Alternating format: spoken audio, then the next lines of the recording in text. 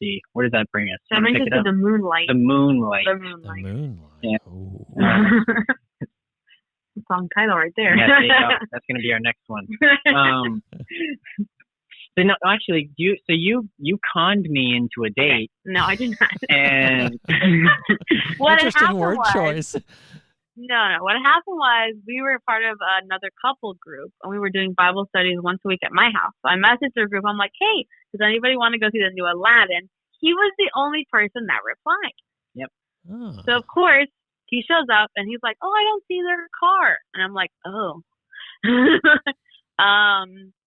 And I stopped him right there. I was like, look, I don't know why you're saying this, but no one else replied. It's just you and me. Is that okay? Yeah. So he was like, oh, okay. Yeah. Yeah, right from there, I was like, oh, okay, now we're in date mode. We're on a date now. Okay. Yeah, that's right. You got to change your mindset now. Yes, exactly. Yep. Well, I wasn't going to run away screaming, right? So, yeah. You drove, so. Now, at some point in all of this, a song was born. When I was a blind man, thank God that you could see what I was hiding. It was gonna set me free, and I was defiant. I thought I knew the way it was gonna be, but you changed everything. Hello, everyone, and welcome to Living in the Limelight. I'm your host, Jay Huller. As a quick reminder, please follow us on Instagram at Living in the Limelight Show, and check out our website at livinginthelimelight.com. And of course, you can find our podcast through all the major streaming services, including Spotify and Apple Podcasts. Each week, we feature a conversation with a different artist where we delve into what makes them tick, and sometimes we get pro tips on pursuing a career as an artist. If you're a performer who would like to be considered for our show, check out the questionnaire at livinginthelimelight.com, and thanks, of course, so much for listening. Aaron and Katrina Richard met at a local record shop and music venue in Cumming, Georgia. Both of them had fallen in love with music at an early age, and following their relationship, marriage, and the birth of their daughter, it's pretty safe to say that their individual melodies are now one collective song. Katrina owns and operates Let's Learn Music Academy, where she and Aaron both teach students of all ages in a wide range of instruments. Her unique talent for skillful vocal riffs and melodic variety breathes life into the duo's work. Aaron is a singer-songwriter in Georgia specializing in improvisation and lyricism. His soft spot for the songwriting process and a good hook puts the sounds of a musical project into words. Together, they hope to share positivity, love, and hope with any audience that they're able to perform for. And the snippet that you just heard was from their newly released song that has a very interesting story, which will be revealed in this podcast. So tune in and let's welcome Aaron and Katrina Richard to Living in the Limelight. Hello? Hello. Is this Katrina? Yes, it is. And I'm assuming that Aaron is by your side. Aaron is indeed. Yes. Excellent. It is so great to meet you guys, I guess, virtually over the phone. Welcome to Living in the Limelight. I'm sorry, what was the question? I just said welcome to Living in the Limelight. Oh, thank you. Thank you. We're certainly in this room that we're sitting in right now, so I guess figuratively, yeah. Great to be here. Thanks for having us. That's so great. Yeah, I know you guys are super busy, and I really appreciate you taking the time to have this conversation about your musical journey. Thank you. Yeah. Thank you for wanting to know. Of course. No, that's the premise of the show. It's a fascinating journey that not a lot of people are aware of, right? You know, you guys are creatives, and I'm not. And so I love delving into the minds of people who just produce art and put it out there for people to appreciate and listen to. And it takes guts, and it takes all of that. And again, everyone I talk to has that drive, and I see that in you guys especially. So speaking of, let's go way back, prior to the nuptials. I'm talking way, way back. And you guys can each take your turns, I guess, and talk about where music came from for you and how it kind of evolved and and then maybe we'll bring it together and where you guys met. Yeah, sure. Yeah. Sure. So, Katrina's gesturing for me to go first, so I guess I'll go first. Okay. No pressure. No, of course not. But yeah, no. So writing's always been part of it. I think the singing, and music was sort of a little bit later, but I mean, basically, since I learned my ABCs in school, I mean, I was writing stories and writing my version of the new Star Wars trilogy, and Oh, wow. and writing, just a lot of my favorite stories over again. The Magic Treehouse series, for those of you who are Oh, yes. in Absolutely. their 20s. Yeah, no. So I've been writing the whole time, just telling stories, and I thought that was what I was going to do when I was little. It was like my first, I want to be this thing growing up, and on top of that, I was just always singing. In the car with the radio, or in the grocery store. I have this aunt who says, she has a vivid memory of me in Ingles or Walmart or whatever, and I'm like 6, and Garth Brooks is on the overhead in Tennessee, and I'm just blasting out in the middle of the supermarket with everyone staring at it. So that's always been a piece of it. And then they all just sort of came together later. I started learning guitar a bit later in life.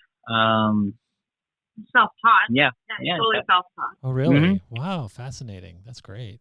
Yeah, I mean, I did a talent show at my high school and tried to do the karaoke version of something because I didn't know how to play guitar, and I felt really awkward just standing there and not really knowing what to do. So in my head, I was like, I need to be able to do something with my hands. So there's all these guitars around the house. My family is very musical, so I was like, I'm going to try to learn this.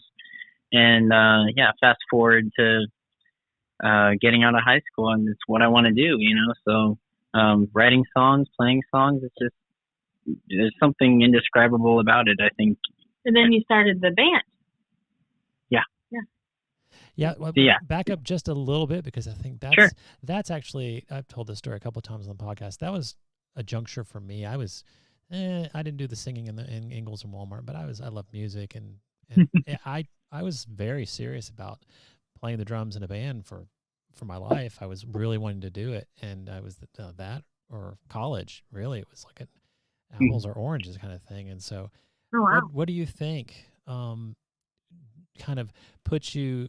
Is that internal drive, the wanting to sing, the wanting to play, the wanting to express, that just like that's what has driven you all these years?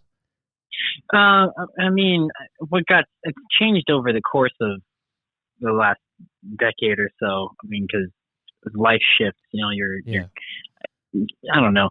It just looked different. I mean, in the beginning, it was, I'm 14 or 15 and I'm playing for the first time in public, and it's just a lot of fun. Like it's this thing that I've seen all of my heroes doing on YouTube or whatever, or in concerts, and it's just something I never thought that I would be doing. And when I was younger, I didn't even realize that was a possibility. And it was just a lot of fun, and I was enjoying it, and I thought I was okay at it, and people around me said I was good at it. So it's that first sort of validated passion, I guess. Later, I mean, now it's definitely that, Katrina's here, and, her drive is like, unlike anything. I mean, it's a hurricane. It's a like, hurricane. No, okay. There we go. Aptly named. And It was named after me, okay? Oh, I see. Okay. Oh, we'll get to your story in a second. Hold on. but yeah, so I mean, and that's been consistent through, us meeting, and because I was in a very dark, depressive sort of state when we first met, and I didn't want to do anything.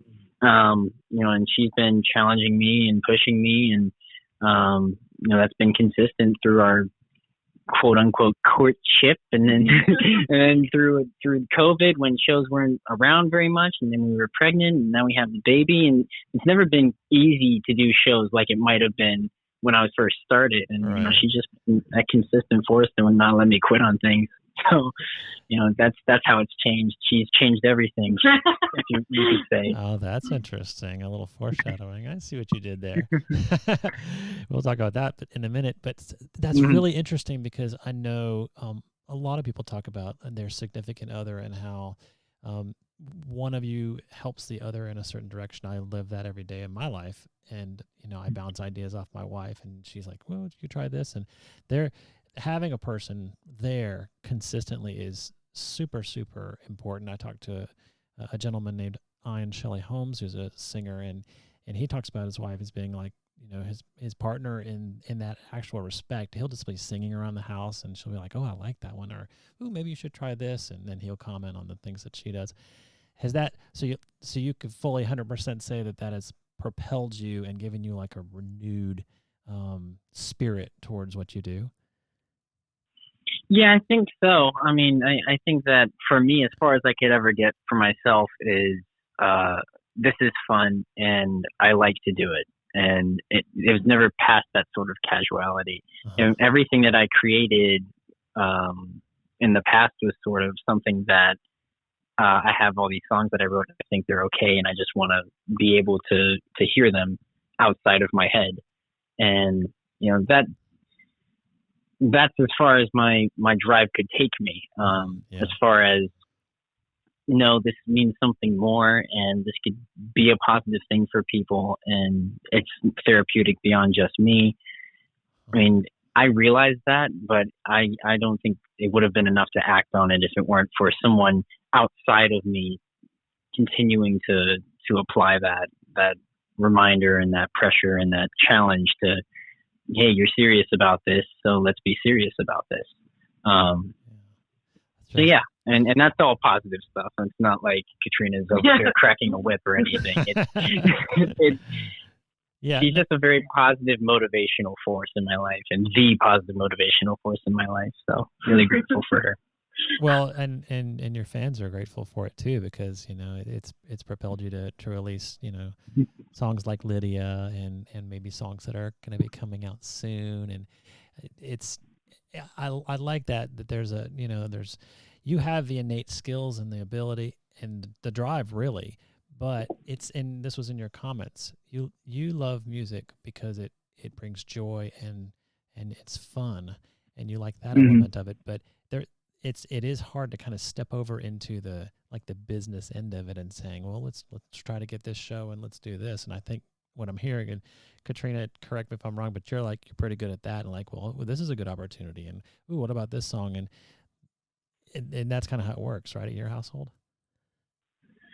Yeah, he'll go to one of the common areas. We have a nice luxury apartment space that has a lot of common rooms. So he'll go off for a little bit and hey, I worked on this. What do you think? I'm like, okay, that's good.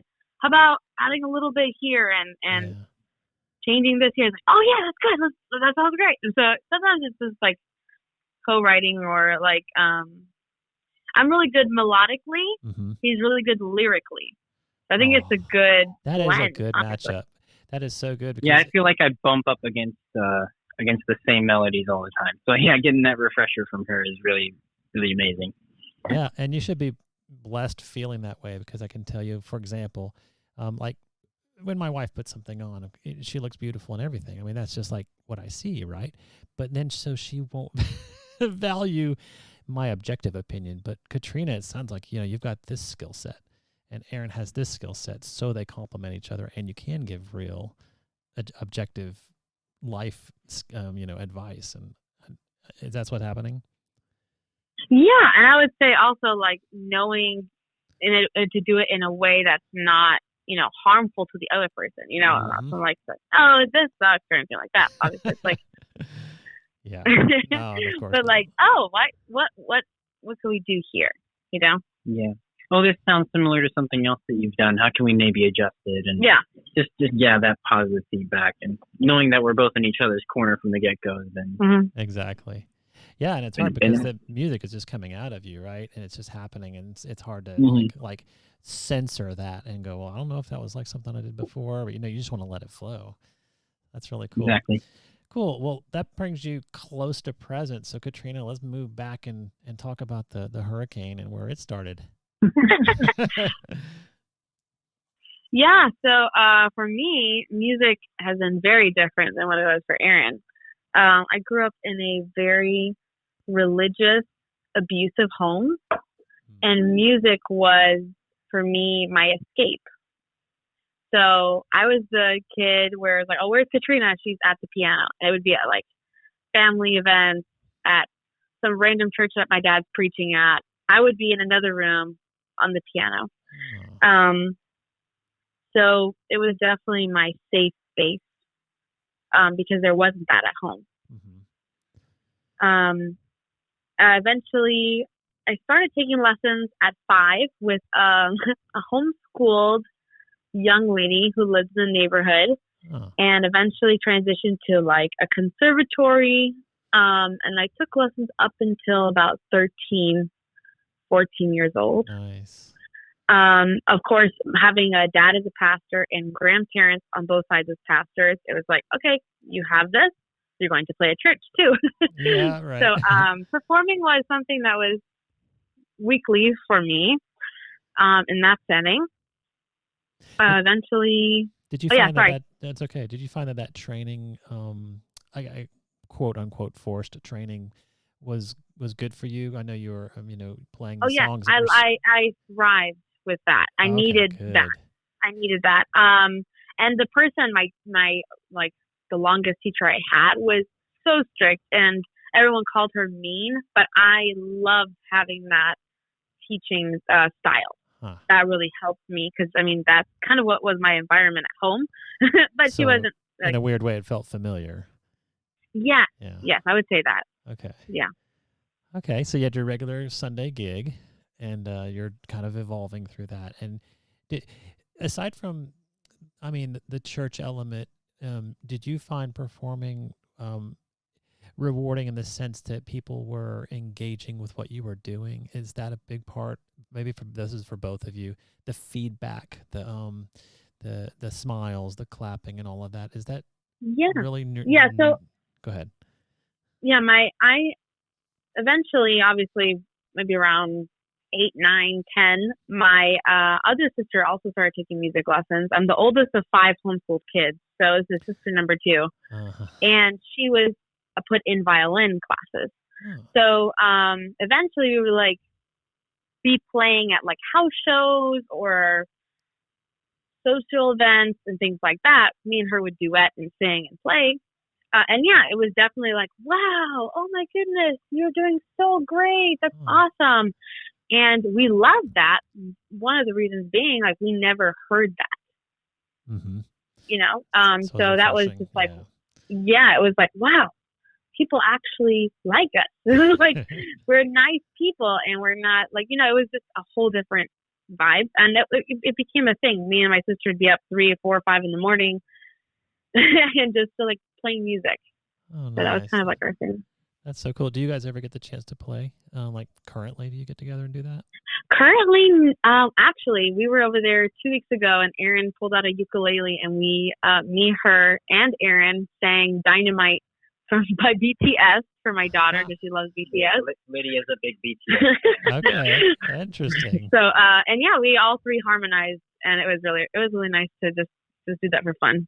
Cool. Did any cell phones come out at that time?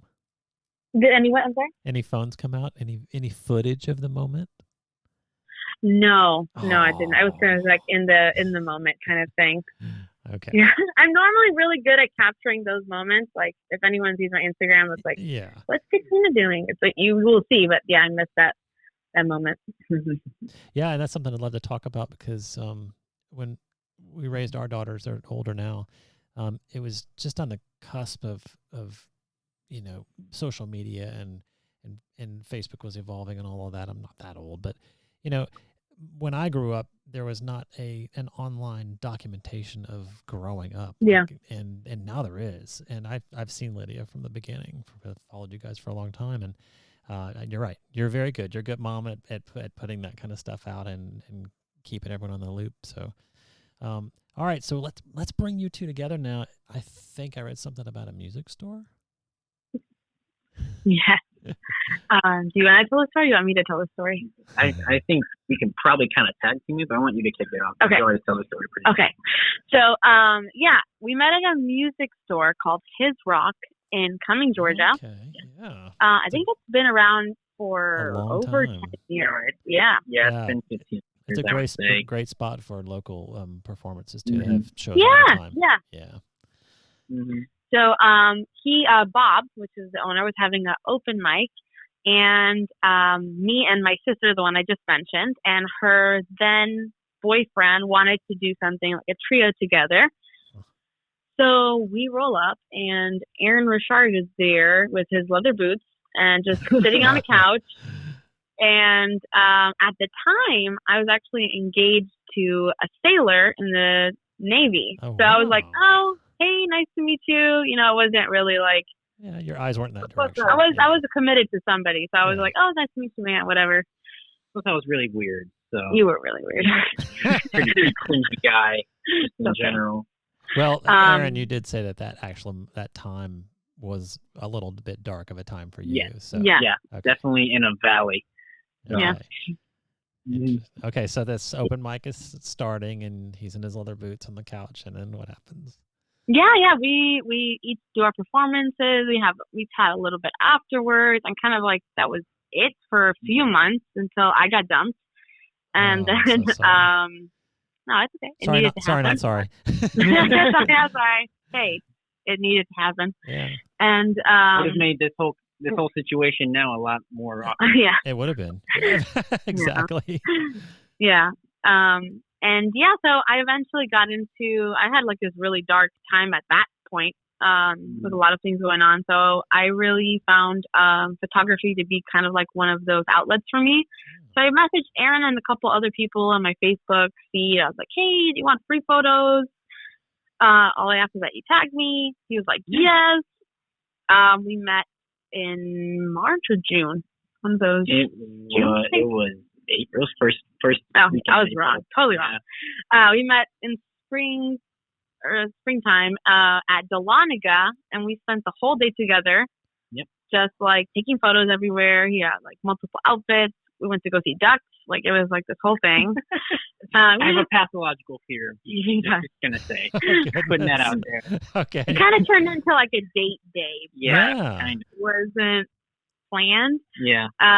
Eventually we ran into my older next door neighbor, and she was like, "Where's your fiance?" And I was like, "Oh, About that. And I had not told Aaron anything. But this So it was was just Aaron awkward, was you know. there at the time when the question was asked. Yeah. Yes, Okay. yes. I was It was very awkward. I was like, "Oh, this is not how I wanted him to find that out." Oh no. But yeah. So what happened next?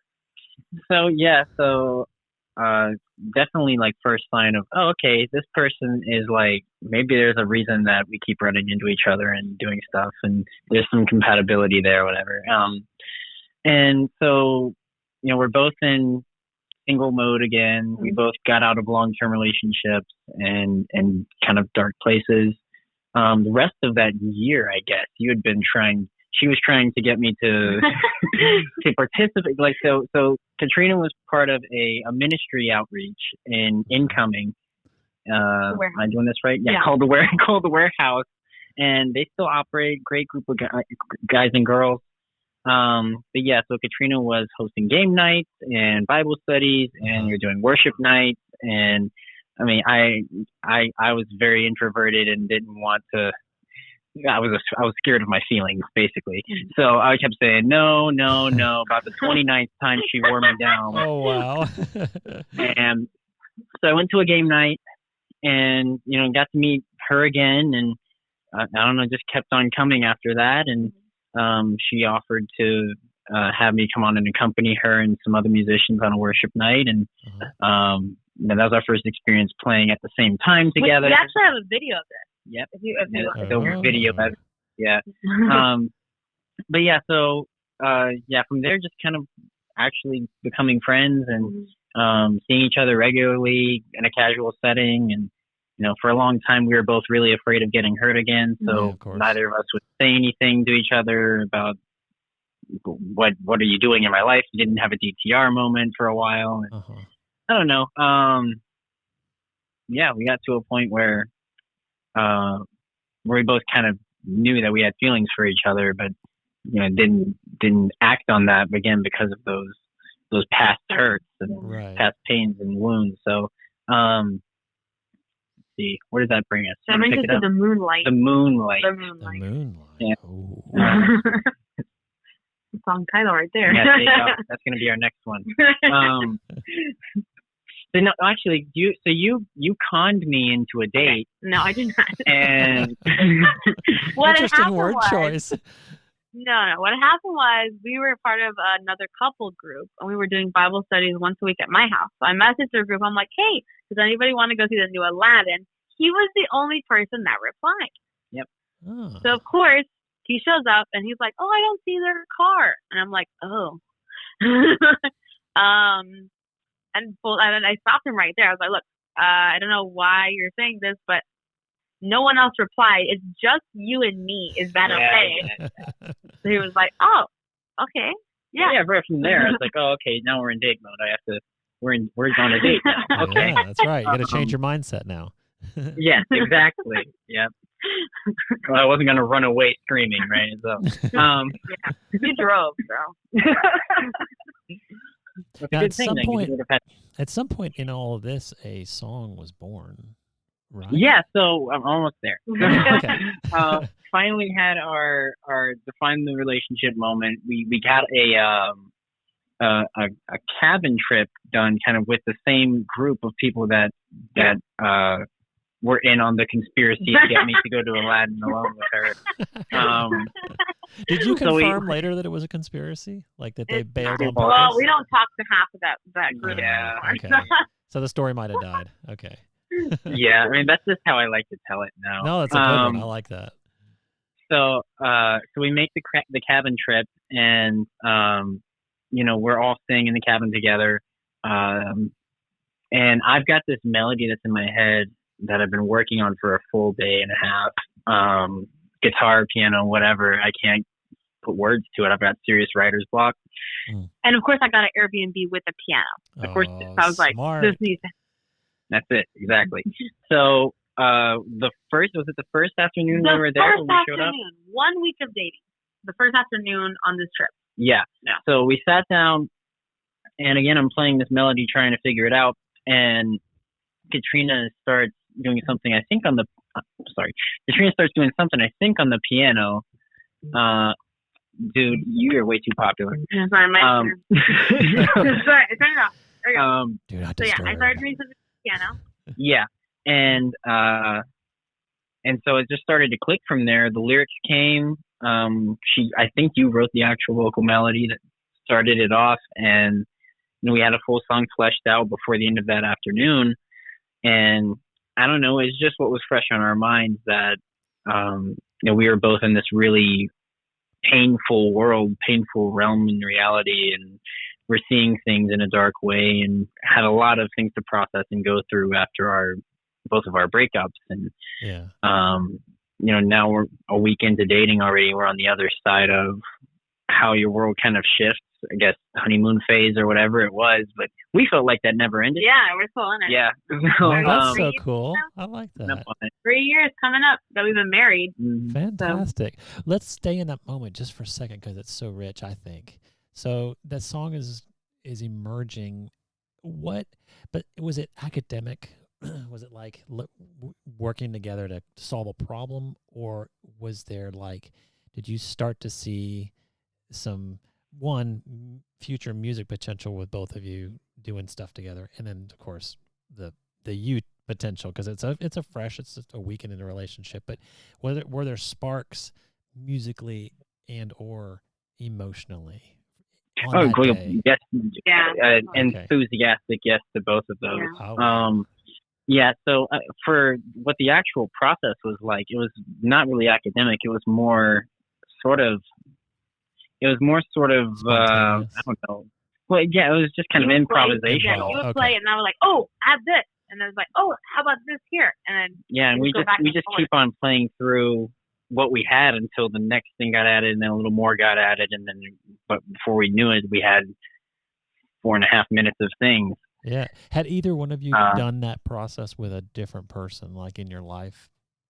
Like I had a couple of collaborative efforts before, just songwriting. I'd never written with the person I was with, or a romantic interest, or any of those things. I had done a few things just with other local artists. I don't know about. Yeah, I have never done that with anyone. Really, yeah, so, Yeah. Well, it's so really like different. We both did it right. Well, I thought so. Yeah. So yeah, same trip. We're a week into dating. We completely solidified it. Hey, we're an item now. We're together. I guess the song is the stamp of that. I don't know. Yeah. She's nodding yes. Yeah. So, I agree. and so from there, we wanted to share that song and couldn't find the ability to do it. COVID happened, and then we got married. COVID wedding and COVID baby. Yeah, COVID baby came along a year later, and now we're here. Here we are, and we're finally in a place where we wanted to be intentional, and we always thought this song was really lovely, and there aren't a lot of lovely things in this world, and we just wanted to share that. So that's where we are. That's so cool.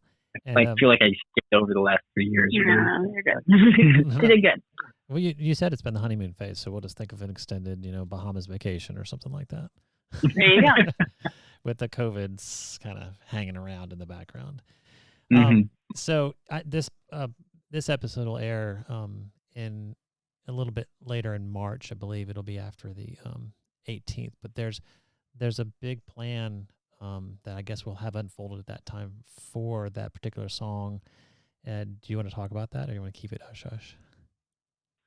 Yeah, so the song release date is March 18th, which happens to be the day that we're at Georgia Has Talent. Aaron participated with them 2019, I want to say. Mm-hmm. I volunteered that day. So it was a really cool experience, super intentional on the founder's part. So we were like, oh, why don't we try to see if we can do it this year? We had a baby last year, COVID the year before that. So we're like, let's do it. And so we're super excited to be a part of that. We also have a friend from church. I want to call him a young composer because he's just he's young and he's so talented. So. I think he's 16, 17. Oh, really? Wow. Yeah, and every time we see him at church, I'm like, what are you doing? What are you doing? What are you composing? What are you doing? And I felt like he was the right person to compose a piano part for our song. I'm a really great teacher. I'm not really on the piano, like creative on, like I can come up with chords and things like that. But this guy was like totally out of the box. Oh, wow. So he's like, okay, send me the, audio you got. And we were just blown away. So he's going to be there also. His name is Owen Axelberg, and he's going to be accompanying us three. But yeah, we're super excited to be a part of this event and support the cause. That's really cool. And what do you think it's going to feel like to, is your mind when you're on that stage, is it going to go back to the cabin first week into the relationship, or is it? Definitely. Yeah. Yeah. What do you think? think? Yeah, it's always easy to tap into that. It's always very easy to tap into that. So with our daughter especially, like we only really have each other. We don't really have that much family support, if anything. Mm-hmm. So I think we have to keep that love in our marriage to be healthy. And that's really important to us coming from really broken homes. So I don't know, that love is just really easy to tap into, and that feeling is just there. Yeah, I will say we've performed the song just ourselves at little open mics every once in a while that we both happen to be at, where we either had a sitter and we could both go, or we just brought our daughter with us. Yeah. Yeah. She's grabbing the road mic. Show. Yeah, she was doing some background vocals on it. But yeah, so we've done that before. We've done the setting, and every single time, it's just at different intensities that, some point in the middle of the song, probably while Katrina is killing it on her verse.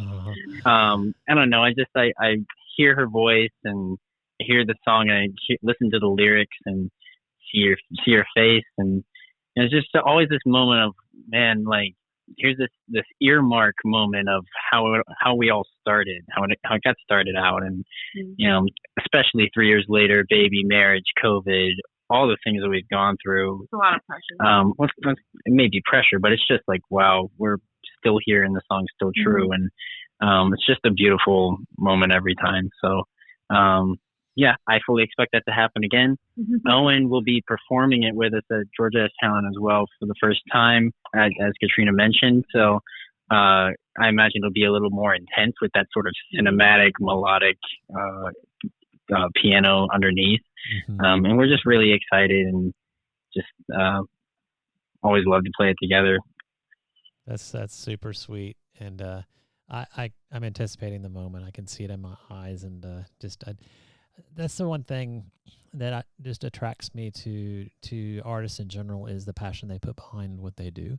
And it's not always apparent that we can't really see it because, there's not generally tears streaming down the singer's face. Also, sometimes there is. And, we listen to the melody and we, as a fan, I'm talking, and we listen to the sound, but to hear you guys talk about the meaning and the origins of a piece of work, a piece of art like that, I think anyone listening to this will go, you know what? Oh my gosh. There's a whole new element. It's like looking at a painting and I go, those are beautiful colors, but then to know what the painter was thinking about at the time or what they were going through. So thank you for bringing your life and your togetherness into a song for us to appreciate. Anytime. We'll do it again. We'll do it again. Please, more and more and more. So speaking of togetherness. Crazy thought about that. Sorry, I'll make it real quick. Go for it.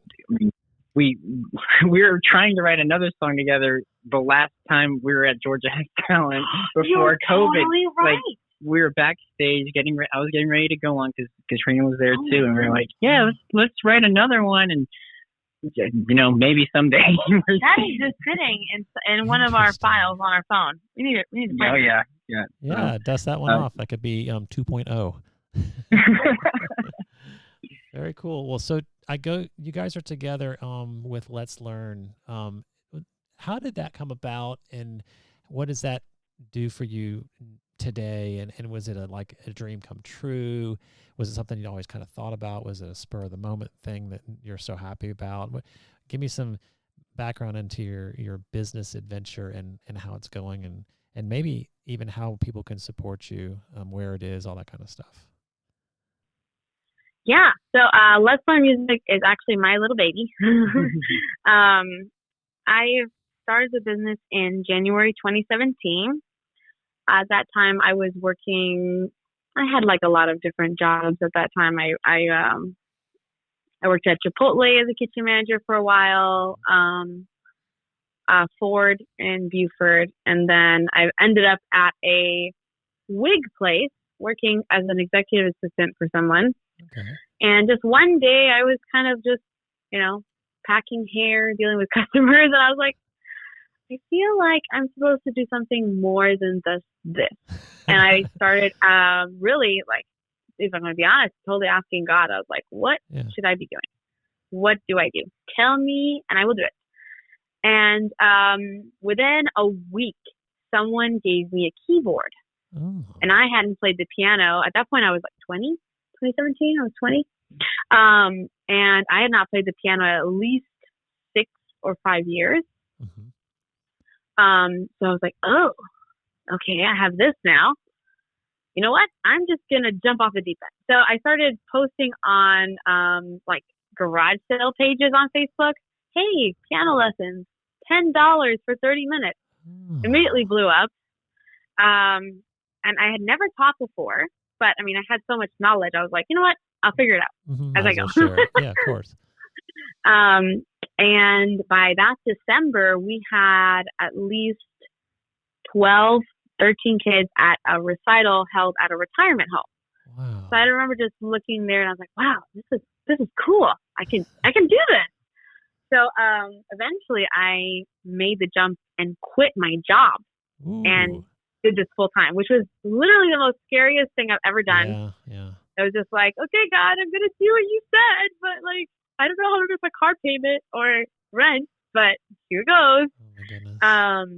But it totally was worth it. I don't know. I would say kids have always been very near and dear to me. mostly I didn't really have a childhood myself, so it's really cool for me to have that one-on-one and pour into another kid. Mm-hmm.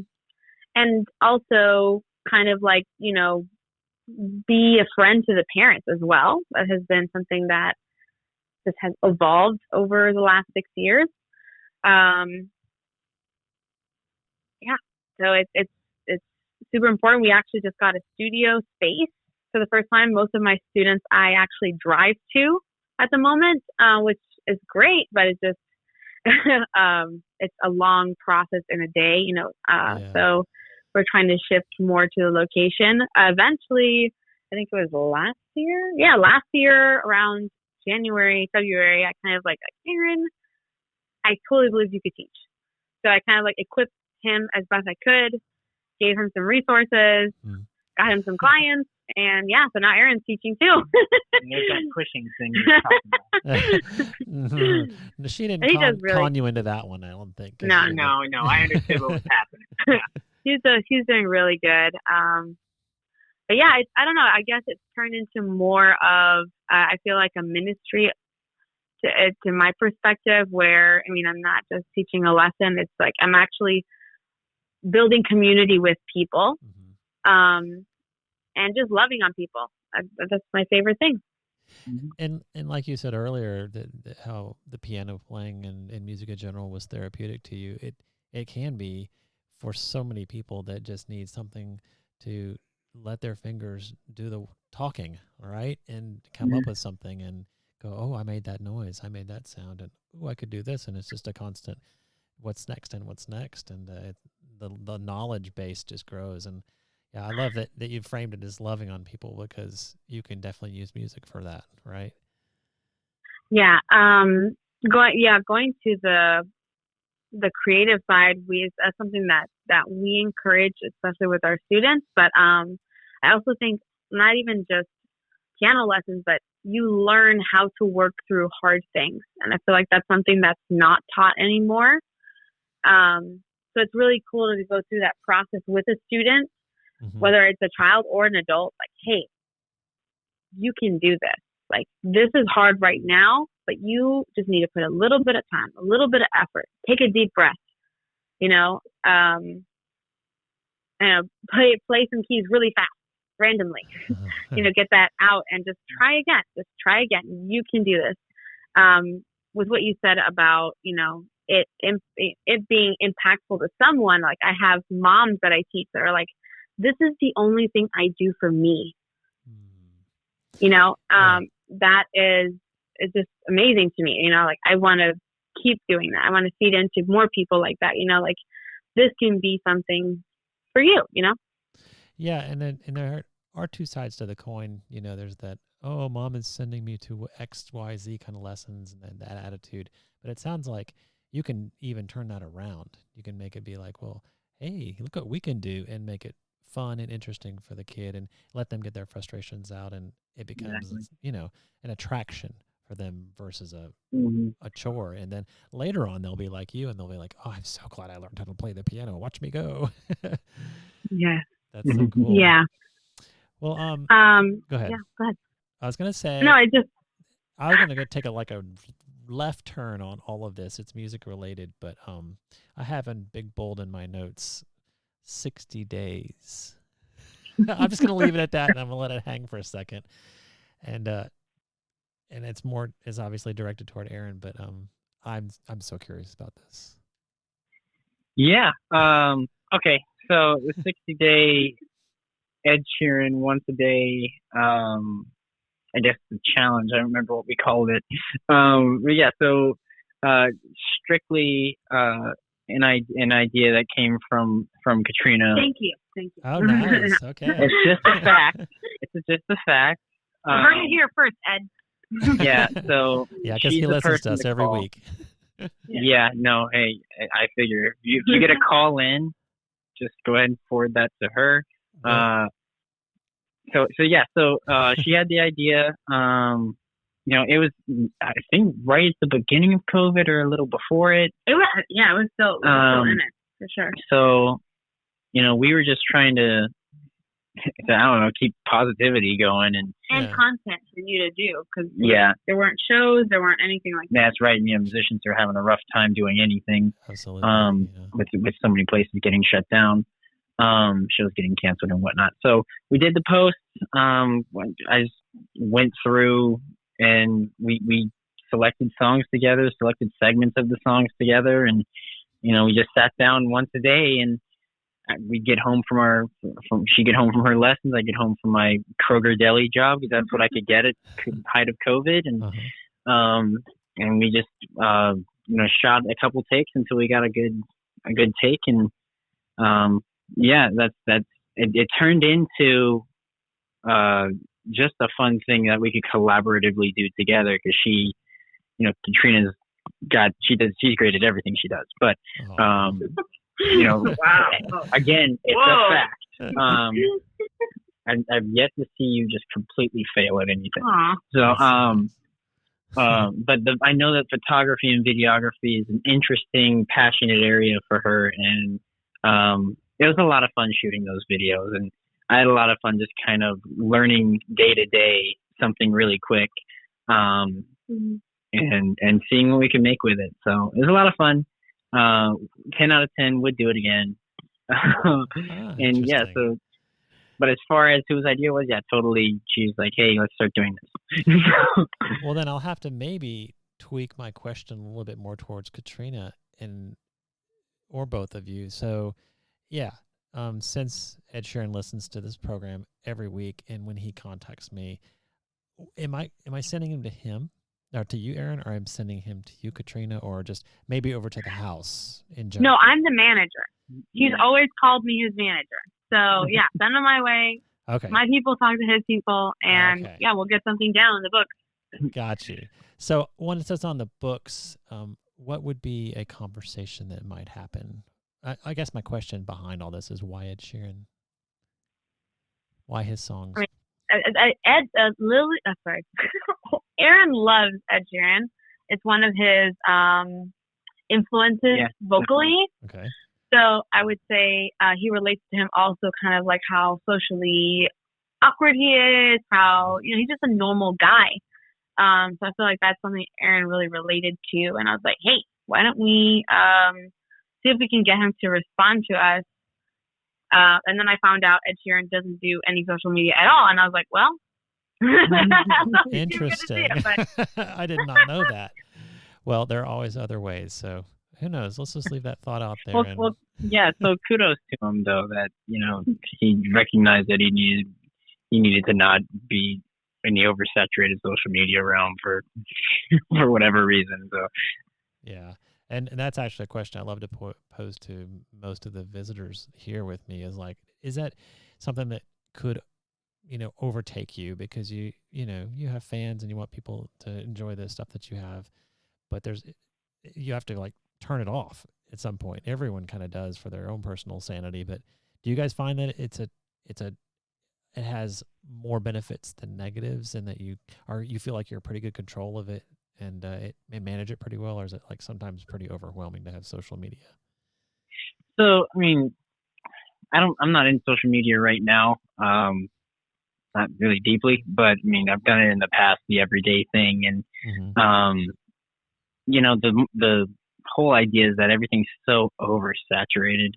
And that adds a lot of pressure to do something that's new, or do something that's fun, or do something that's funny, or do something that's different. And, I think that there's something to be said for the creativity that yields, so many new things that go viral, or so many things that don't go viral and are just interesting, or are the byproduct of the creativity that sort of oversaturated environment requires. It demands that. So there's a certain necessity in that regard. But for me, I just get overwhelmed, man. And I feel like at a point that this once a day thing is a silly rule that someone made up. I'm very much would rather work on something for a long time and make it really good, and post something for the sake of it being posted. And I don't know, I guess that's part of the reason and aside from that, we have a daughter that is almost 2.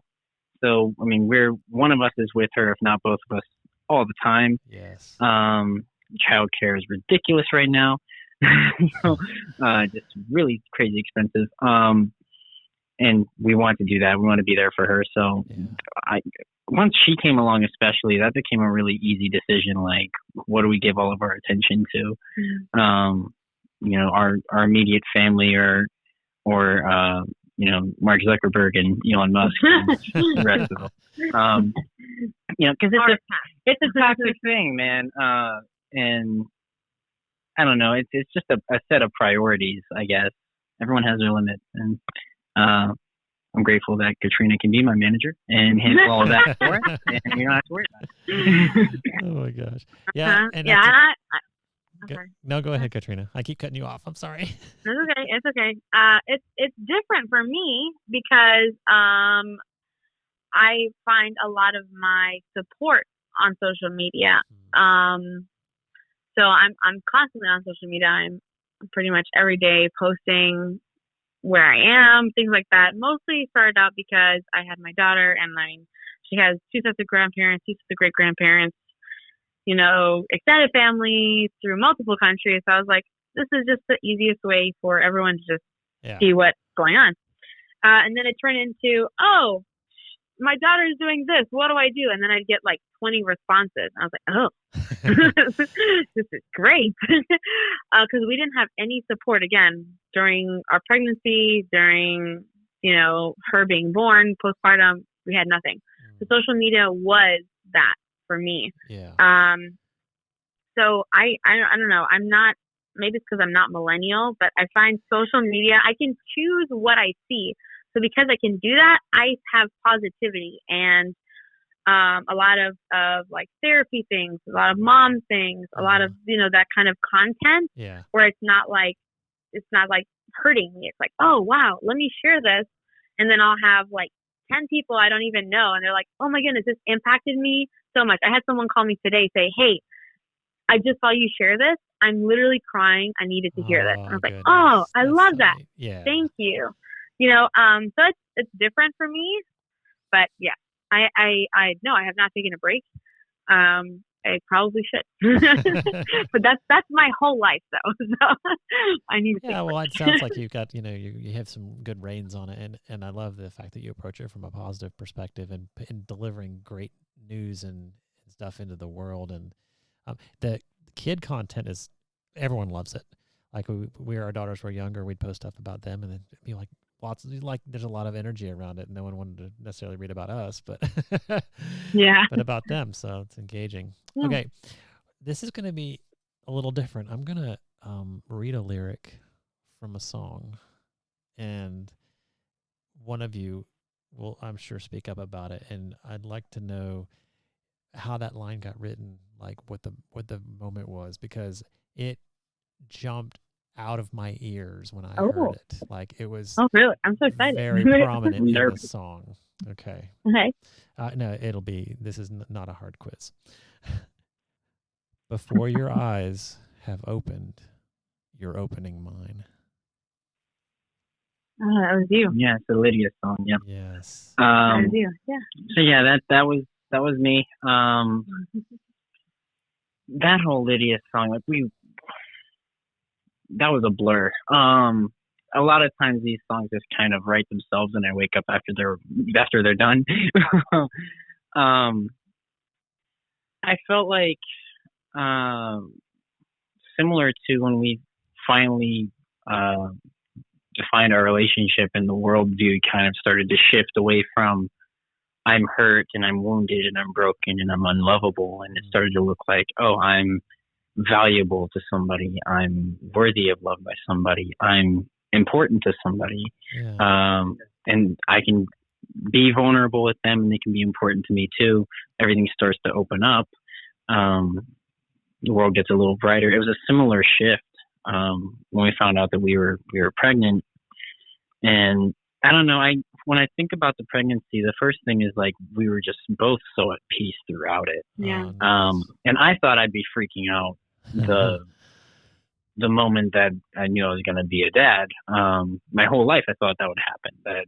That there's this whole moment where it's announced to me, and you see it on TV all the time. His husband like drops something and breaks a vase or whatever.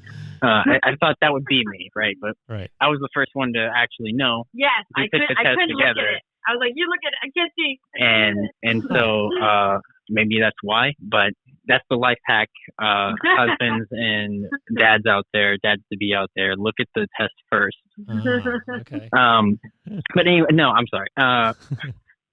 So we had this piece about it, and when I think back and look in my head at the pregnancy, I don't think about the morning sickness that she didn't get, but I did get. I don't think about the absolute nightmare of the delivery room and the 20 hours that we were both awake and she was in labor and the things we had to do to get through the process. And I don't think about those things. I think about those moments where it was late at night and I was listening to our baby's heartbeat through Katrina's stomach. So that's just the atmospheric, I guess, experience that my memory gives me. And so I guess that's the spirit in which the lyric came from. That look, I was 24 at the time.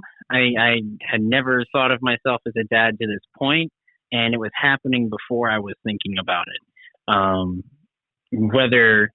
And I think that most parents will attest to this, like the first one, regardless of planned, unplanned, whatever the situation is, the second that it's real, you can't have planned for that. It's not possible. Right.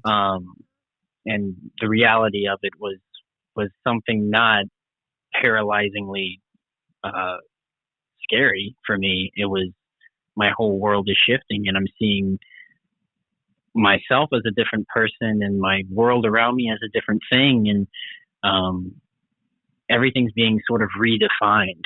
I had this understanding of the world around me and now it's something completely different. And that's where the idea came from, I guess. But yeah, that was that long ramble to say, I don't really know.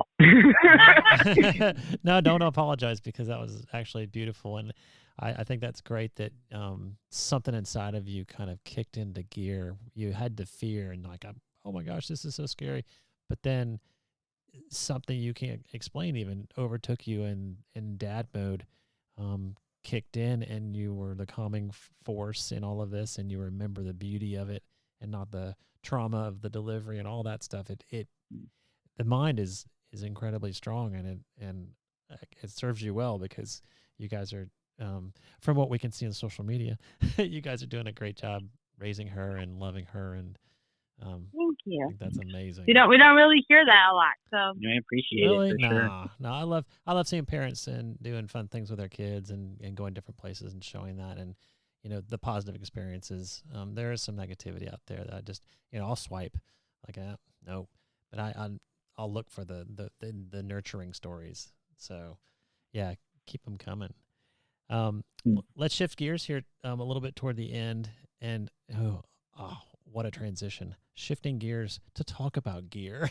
Do you guys have like a go-to, because you work with a lot of instruments, you've got, you can train people on guitars, what I read, you got keyboard and piano and ukulele, and it's growing. Your repertoire is growing. So do you have dependable instruments that you like, that you've always used, certain brands, or just go-to things that you're like, my old trusty whatever? Yeah. So I definitely can probably attest to this more than Katrina can, because you have the same clavino, the Yamaha clavinola that you. Yeah. Since I was 5, I have the same piano that I've had since I was 5. So I think that would and it's very still reliable. It runs same off the floor quality. The stand, we can't say the same thing. It's missing a screw or two, but it's been used. what the object of the whole thing is. So, exactly. But yeah, so she's got a very old, reliable sort of repertoire, sort of weapon in her arsenal. But for me, I grew up, and when I first started learning guitar, everything was Fender. Everything was, my first acoustic was a Fender Cutaway, a low budget Fender Cutaway, and I was using Fender picks, and I was using my dad's old Fender ripoff Japanese Stratocaster, and throw on a Fender T-shirt too, probably, right? Yeah, probably. Yeah. Well, actually, yeah. My first quote unquote release after I learned how to play guitar, I did a real cringy photo op for it on our back porch, and I had my Fender shirt on and my lightning bolt guitar strap going down my dad's Stratocaster, and I'm happy to say, like, I'm probably the only person who has seen that photo. Super teenage cringe. But yeah. Don't worry, there's lots of other good stuff you can find on him. Yeah, no, yeah. We all have it. So that's what it was. My focus really shifted once I got a little bit older and didn't want to be a hard rocker anymore. Got out of my teenage stuff. But yeah, so it shifted to acoustic. I fell in love with Taylor. Taylor, the guitar brand. I don't know if you're listening, Taylor. I don't know anyone named Taylor. I'm just covering the bases. I got you. But yeah, right now I play at Taylor Academy. I just love the brightness of them, the whole line. Yeah, that's the thing for me. Ukulele is basically, if we can use it, we're going to use it. And we're in a place where, this economy and having a toddler and having to make rent and having to hustle like this is not really a position where we can be picky about what we have. Yeah, got it. On Amazon, do you think the pink one? Yeah, we're using an Amazon order ukulele at the moment. But yeah, if that's the point, I guess. If it has the 4 strings and we can tune it and it holds together, then we're going to use it. And nice. The concept, I guess, is the same across all of our instruments. Like we've long since sold, that first acoustic and that first electric, and those old memories that are tethered to it, are just memories now. And that's all okay because someone else is using it, and we're in a position where, the instrument is not about the title on it or how many you have or any of those things. The music doesn't come from the instrument itself. You have to know what you're doing with it, right? Sure, of course. So I guess that's the spirit in which those things happen. Like, sure, I have preferences on brands like everybody else, but if it's got if it's got strings on it, we'll give it a try. Yeah, like a car. If it's got the 4 wheels and gets me from A to B, then if I got a steering wheel, then I can steer it. I love that. That's a good perspective. Fantastic. Katrina, are you nodding your head about all that and kind of? I know nothing about gear or brands. I'm like, okay, whatever you say, Aaron. Yeah. Okay. This is what I'm going to play. I'm going to play it. Sounds good. That's it. Well, let's look at the future. You've got, is Lydia's 2 now? Yeah. Okay. About to be, yep. And you said she's doing some background vocals already on some tracks, so. Oh yeah.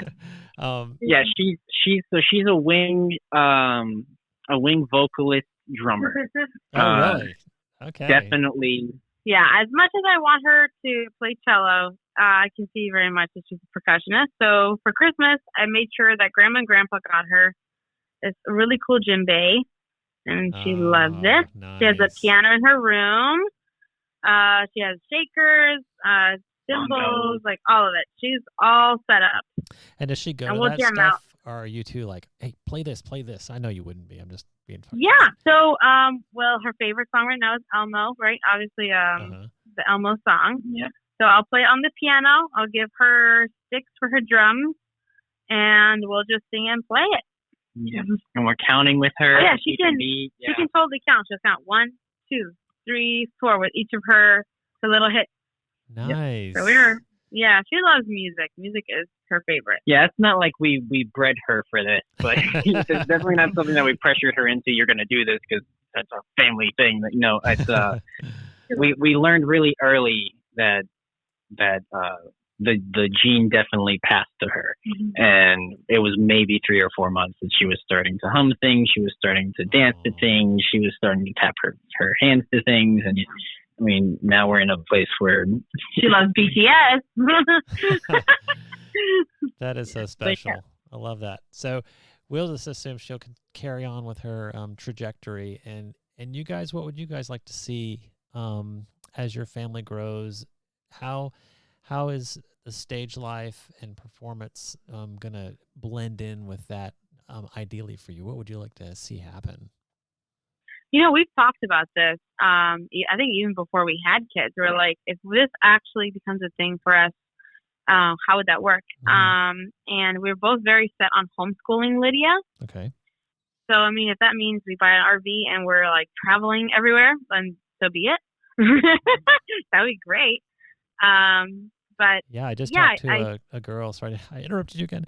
If you listen back on some of the podcasts, Emma Charles, she's a country singer, and she kind of goes between Georgia and Tennessee, and that's kind of what they do. They've got an RV, and they're nurturing her career because she's the artist, and I think she's maybe like 10. So that's amazing. She plays at Dollywood and the Country Tonight Theater and all these kind of places, and it's very doable. I'm saying you can keep that one in your back pocket. It can happen. Yeah, it can happen. Yeah, it's kind of like we've always had that. We're not really trying to pursue like we used to. Obviously, it's just harder with a child. Yes, of course. But yeah, we're trying to do every opportunity that we can to get out there again and just market and meet people and do music. Yeah, I do think that there's sort of a renewed sense of just keeping that positivity aspect of the music too. It's not so much about trying to network and trying to be business oriented and trying to further ourselves. I think that at least for me, on the other side of Lydia being born, just again a renewed sense of how important and precious that happiness is, that joy is, that therapy is, that music provides. And at least for me, every time that I find myself playing somewhere or we're playing together, I know that it's therapeutic for me because it always has been. But I have a new I guess consciousness that it's the same for other people, and I really want to capitalize on that more than, hey, look at how cool I am that I can play this. That's how we try to approach it. I like that. It sounds really uniting and inviting too. I mean, it sounds like Lydia's going to grow up and not, it's going to be a natural thing. She's going to be like, oh, wait, mom and dad are playing. Let me get in there, and she'll start offering her ideas just like Katrina does to you. I think that's great. Well, cool. At the very end here, I always ask, and this is for you guys maybe a little bit different, but if people wanted to reach out, of course, they can find your music on Spotify and Apple Music and all the streaming places. But what would be the ideal for you to kind of keep your flame and keep, your passion going for music and encouraging you, but not in an overwhelming way? What would you like to see? Tell us how we can find you in the world of the internet, and how would you like fans to just engage with you the best way? Yeah. So again, the social media world is a lot, and even though I'm not like actively in there, I do still have all the same profiles, and everything is just filtered. I mean, Katrina has it, so we'll review things, and people can still reach me there, and we can still interact with them, and so I mean, all the normal things, all the prime suspects, right? Your Facebook, your Instagram, your TikTok, everything is A. Richard Music. I mean, I say Richard because Richard is like it's a whole mess. But yeah, so and that's the same tag across the board. So that's the standard reach. That's my shameless plug. And no, I asked you to plug it. No shame at all. I wanted you to plug it. Yeah, exactly. Shameless. There you go.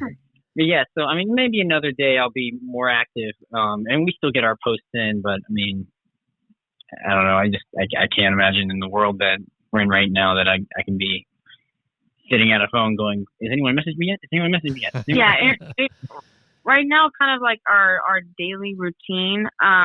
We teach frequently together, meaning like we have sibling groups that we teach, but mostly Aaron is a stay-at-home dad with our daughter. Mm-hmm. Like is teaching her, taking care of her.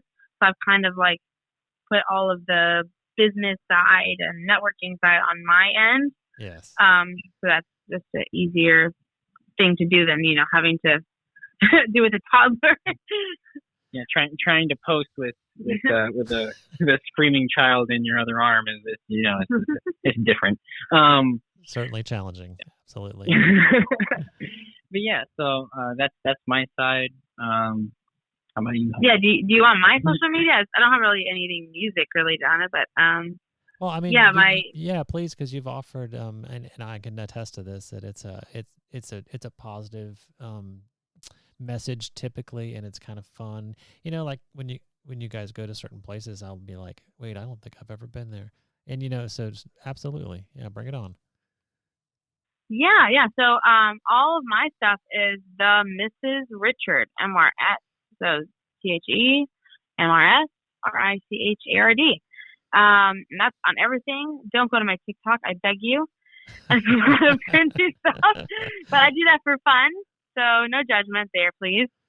Yeah, a lot of the content you'll see is trauma focused, trauma healing, and motherhood. So nice. You are welcome to message me, ask me questions. I will also, if you want me to for coffee, let's meet up for coffee. Love to hear your story. Yeah. Fantastic. Yeah. And I know that Katrina, you'll definitely engage because you've said so much, and Aaron, I love that you're doing what you're doing at home, because it takes a village to raise a child. Mm-hmm. And I know it. We've done two, and luckily, knock on wood, they've turned out really great. And you gotta put the work in, and nurture and be there for every second. So I applaud you for that, and both of you for just doing what you're doing, because it's a challenge to take. In an ideal world, I guess music would just be flowing and things would be great, but there's life and reality that gets in the way sometimes. Mm-hmm. Well, I would push. The only pushback I would offer on that is that this is sort of the ideal world. Like I'm not defaulted here, or unlucky or unfortunate that I get to spend so much time with my baby. And so many times that we've run into it a bunch, where we've been at church, or we've been out somewhere, and someone will say something like, "Oh, he's got to babysit," or whatever, and I right from the get go, I couldn't stand that mindset. I mean, she's mine too, so there's no babysitting going on. Right. I'm so grateful for the world that's around me, and for this life that Katrina and I have had together so far. It's only been 3 years, so I mean, who knows what comes next, and who knows when the next wave of hurricane, what that's going to bring. Getting a house. Getting a house. That's but yeah, so I mean, this is a dream, man. It's not how 16-year-old me saw the dream, right? But 16-year-old me isn't the one that wakes up. It's me. So right. Just grateful for this world. Well, and I'll tell you, and you've probably heard this from many people, but the time will absolutely fly. You may want to slow it down. Something happens, and Lydia's going to be, middle school, high school, and then you're going to be like, So yeah, soak up all of those moments, because they're super precious. And absolutely, that's fantastic. Well, we have had a great talk. I loved visiting with you guys, and if you ever want to come back and revisit any of this, just please give me a call and we'll get you back on. All right, definitely. Thank you so much for working with us on getting this stuff scheduled, and like everything is out of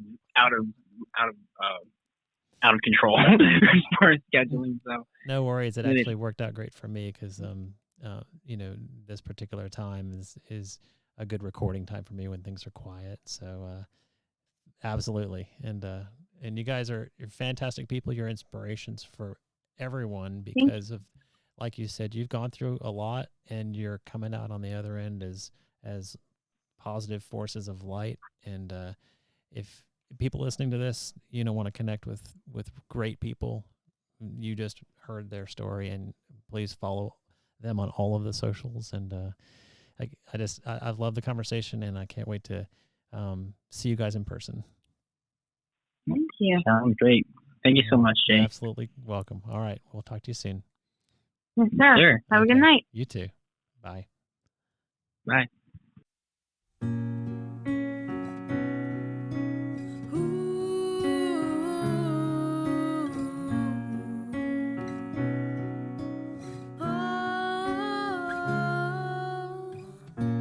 Nothing is gonna change. This feeling's gonna last forever, and I'm always gonna be the same. Torn apart, holding it together with a smile on my face, 'cause I can't let anyone see this pain. But you changed everything.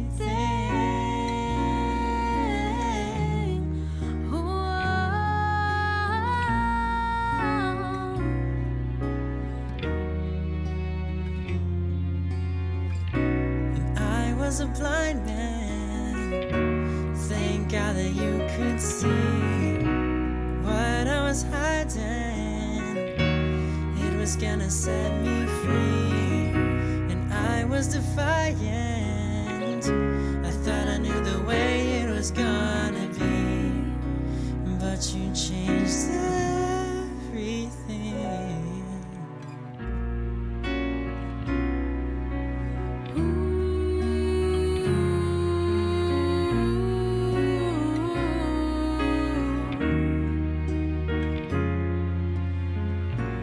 Everyone's gone insane. Nobody cares and true love isn't true. I'm never gonna love again. Well, what's the point if I'm always gonna lose? And I took all my faith. I grabbed your hand, now nothing is the same. 'Cause you changed everything. I was a blind man.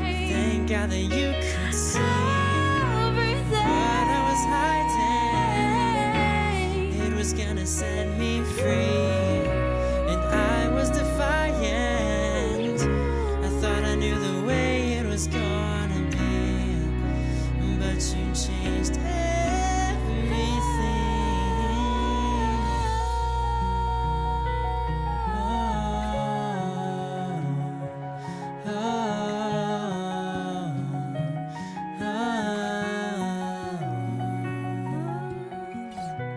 My fuel was fire, my sky was ceiling, ceiling.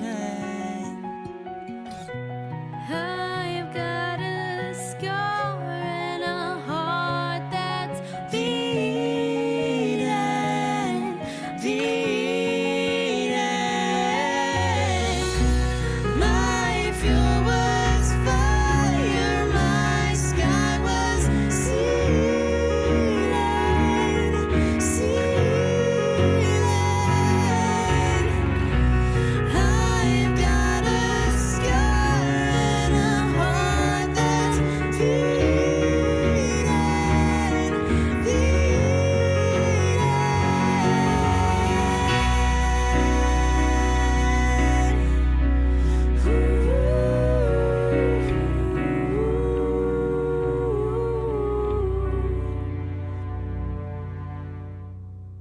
A shadow to everyone, sitting somewhere below their feet, with nowhere for me to run. 'Cause I'm the one that's imprisoned underneath. But the light came and I forgot my past, but I'll never forget the day that you changed everything.